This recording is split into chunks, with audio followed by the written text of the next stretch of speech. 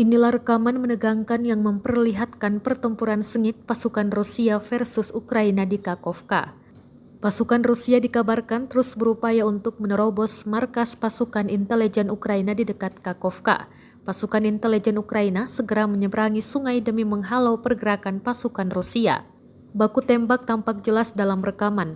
Rekamannya ramai beredar di Telegram pada Rabu 25 Januari 2023. Pasukan Rusia juga dikabarkan membakar beberapa gedung di stasiun kapal yang disebut sebagai markas tentara Ukraina.